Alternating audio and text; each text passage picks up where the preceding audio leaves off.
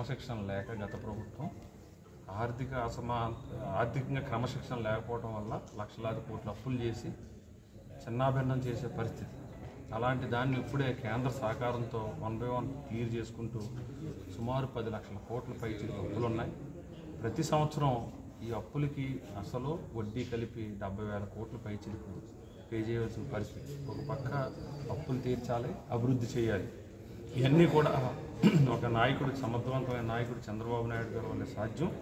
అలాగే ఈరోజు పవన్ కళ్యాణ్ గారు ఆయన సంగతి మీరు చూస్తూనే ఉన్నారు. ఈరోజు ఈ కూటమి ఇంత స్ట్రాంగ్గా ఉండటానికి పవన్ కళ్యాణ్ గారు ఒక ముఖ్య కారణం. అలాగే మనం కూడా ఈరోజు సెకండ్ హైయెస్ట్ పార్లమెంట్ సభ్యులు కలిగిన ఏకైక కూటమి ఇక్కడ. అది కూడా మనకు ఒక అవకాశం. పోలవరం ప్రాజెక్ట్ కానీ అలాగే అమరావతికి కానీ మనం చూసుకున్నట్లయితే స్టీల్ ప్లాంట్ ఆ రోజు ప్రైవేటీకరణ చేయాలన్న భయంతో ఉన్న పరిస్థితుల్లో ఈరోజు దాన్ని మళ్ళీ లాభాల బాటలో పెట్టడానికి కేంద్రం కూడా ఈరోజు 10,000 కోట్ల పైచిలకు సాయం చేయడం, ఇవన్నీ కూడా రాష్ట్రానికి మన ఒక శుభ సూచిక. ఖచ్చితంగా రాబోయే రోజుల్లో ప్రజలు ఏదైతే నమ్మకం పెట్టుకున్నారో ఈ ముగ్గురి నాయకత్వంలో పవన్ కళ్యాణ్ గారు, చంద్రబాబు నాయుడు గారు, అలాగే నరేంద్ర మోడీ గారి నాయకత్వంలో ఈ రాష్ట్రం అభివృద్ధి చెందుతుంది. మళ్ళీ మన ఆంధ్ర రాష్ట్రానికి బ్రాండ్ ఇమేజ్ ఏదైతే దెబ్బతిన్నదో వైసీపీ ప్రభుత్వం మళ్ళీ ఆ బ్రాండ్ ఇమేజ్ని పెంపొందించి రాష్ట్రం వైపు మళ్ళీ పారిశ్రామికవేత్తలు చూసే విధంగా పనిచేస్తుంది అనేది ఏమాత్రం అసలు తెలియదు. అదేవిధంగా మన రైతులు గత ప్రభుత్వంలో ధాన్యం అమ్మితే మళ్ళీ పంట పండే వరకు కూడా రాని పరిస్థితి రైతులు. కానీ చంద్రబాబు నాయుడు గారి కూటమి ప్రభుత్వం మాటిచ్చిన ప్రకారం రైతుల దగ్గర ధాన్యం సేకరించిన 24 గంటల్లోనే వారి అకౌంట్లోకి వెళ్ళటం, ఇవన్నీ కూడా 1 by 1 అన్నీ చేసుకుని వస్తున్నారు. ఉపాధ్యాయ ఉద్యోగులకు కూడా, ప్రభుత్వ ఉద్యోగులకు కూడా గత ప్రభుత్వం 20,000 కోట్ల పైచిలకు బకాయిలు పెడితే విడతల వారీగా ఆర్థిక ఇబ్బందులు ఉన్న మాట వాస్తవం. విడతల వారీగా అవి కూడా క్లియర్ చేయటం. గత ప్రభుత్వంలో ఉద్యోగుల మీద, ఉపాధ్యాయుల మీద వాళ్ళ హక్కుల గురించి పోరాడితే కేసులు పెట్టే పరిస్థితి. ప్రజాస్వామ్యంగా పోరాటం చేసిన ఒక తీవ్రవాదుల మీద పెట్టే కేసులు పెట్టి చాలా భయభ్రాంతికి గురి చేస్తే ఈ ప్రభుత్వం ఫ్రెండ్లీ ప్రభుత్వం. ఉపాధ్యాయ ఉద్యోగులకు కూడా ఫ్రెండ్లీగా ఉంటూ వారికి రావాల్సిన ఏదైతే భద్రత కానీ వారికి హక్కుగా రావాల్సినవన్నీ ఏదైతే ఉన్నాయో విడతల వారీగా అన్ని క్లియర్ చేయటం, అన్ని వర్గాల ప్రజలకి కూటమి ప్రభుత్వం సమాన న్యాయం చేస్తుంది. ఈ రాష్ట్రాన్ని అభివృద్ధి పదంలో తీసుకెళ్లడంలో ఏమాత్రం అసలు లేదు. రాబోయే 20 సంవత్సరాలు కూడా ఈ కూటమి ప్రభుత్వమే ఉంటుంది అనేది మా ప్రగాఢమైన నమ్మకం. సార్, ప్రధానంగా 6 హామీలకు సంబంధించి ఏం చెప్తున్నారు మీరు అడుగుతుంటే? అంటే చాలా జనంలో డిస్కషన్ ఉంది సమస్య. మనం సూపర్ 6 హామీల్లో భాగంగా మహిళలకి 3 సిలిండర్లు ఫ్రీగా ఇవ్వటం, పెన్షన్ విధానం, పెన్షన్ ఏదైతే మనం 4,000 ఇస్తామో అది కూడా ఇవ్వడం జరిగింది. తల్లికి వందనం మనకు ప్రధానమైన అంశం. అది కొంత ఆలస్యం అయిందంటే ఆర్థిక ఇబ్బందుల వల్ల.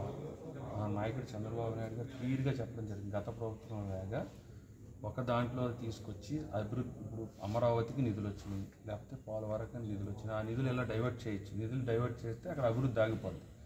కానీ అలా కాకుండా ఈ తల్లికి వందనం కూడా ఆ రోజు మన మేనిఫెస్టోలో ఖచ్చితంగా చెప్పడం జరిగింది. ఇంట్లో ఎంతమంది పిల్లలు చదువుకుంటే అందరికీ కూడా 15,000 రూపాయలు అన్న మాట మీద కట్టుబడి మన క్యాబినెట్లో కూడా ఆమోదించడం. నెక్స్ట్ అకాడమిక్ ఇయర్లో స్కూల్ స్టార్ట్ అవ్వక ముందే పిల్లల ఖాతాల్లో వేసి తల్లుల ఖాతాల్లో స్కూల్స్ ఓపెన్ చేయడం జరుగుతుందని కూడా చెప్పడం జరిగింది. అలాగే డిఎస్సి ఈరోజు ఫస్ట్ సంతకం డిఎస్సి మీద చేయడం జరిగింది. మరి ఒక కోర్టు సుప్రీంకోర్టు ఇవ్వటం వల్ల కొంత లేట్ అయింది. ఇవన్నీ క్లియర్ అయిపోతున్నాయి. ఇప్పుడు ఎలక్షన్ కోడ్ ఉంది, గ్రాడ్యుయేట్స్ ఎమ్మెల్సీ, కాబట్టి మార్చి 10 నుంచి 20 లోపు ఈ డిఎస్సి మీద నోటిఫికేషన్ ఇవ్వడం జరుగుతుంది. నెక్స్ట్ అకాడమిక్ ఇయర్లో ఎవరైతే క్వాలిఫై అయిన టీచర్స్ ఉన్నారో వాళ్ళందరూ కూడా, ఉపాధ్యాయులందరూ పిల్లలకి పాఠాలు చెప్పేదానికి సిద్ధంగా ఉండాలని, ఎవరైతే ఈ డిఎస్సికి ప్రిపేర్ అవుతున్న విద్యార్థులందరూ కూడా మీరు ఏది అనుమానం చెందకండి, ఏ అపోహలో పెట్టుకోవద్దు.